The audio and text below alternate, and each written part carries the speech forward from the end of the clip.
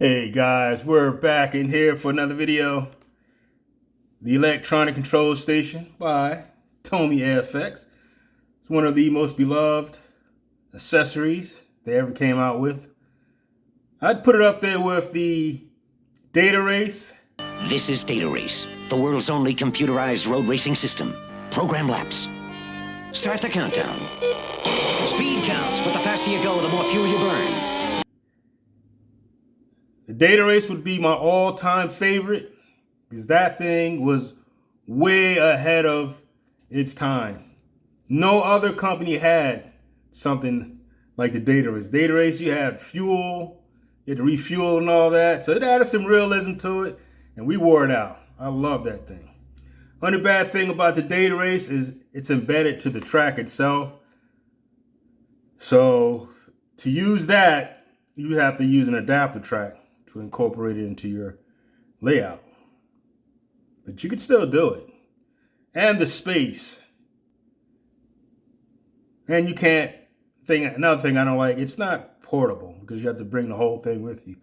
Whereas this is portable because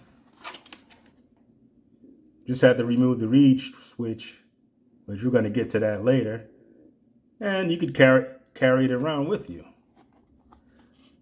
Now, this video is about updating it for today's world, how I would do it, which I know is not going to happen, but this is just a fantasy video. I would lose the reed switch and go with infrared embedded into track. And I would connect this with USB-C because it's small enough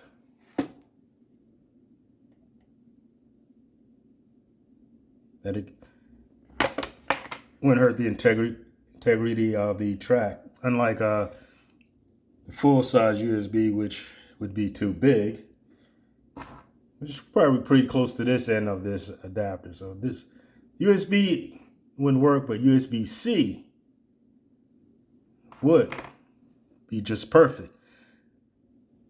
Another thing I would do is lose the batteries because once it's plugged in via USB-C, it could be powered by the cable. So you don't need the batteries. And I would incorporate the Data Race with it, or the abilities of the Data Race, where you have the fuel stops and all that. Maybe add distance.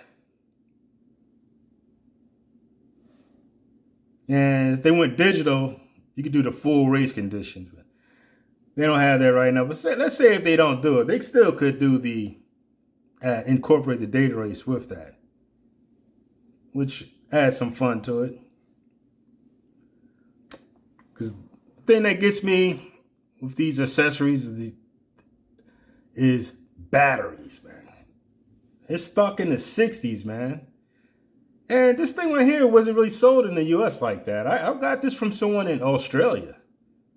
I know they sold them in Japan, which I don't understand or don't know what the logic was not marketing this in the US and Canada when North America is the largest HO scale market.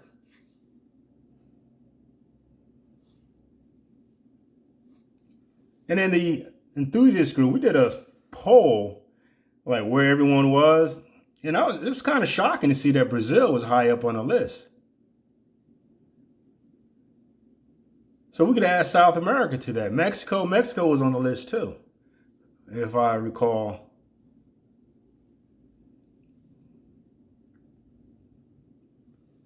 And probably Japan. Now, a lot of countries, the people, they don't have a lot of space, so they don't capitalize on the size of HL. But getting back to this, so the bad thing with the reed switch is it lifts the track up. You can see how thick it is. So it lifts the track up. And some guys do take this off. They can take the reed switches out of here and I guess tape it to the bottom of the track, which I'm not going to do that.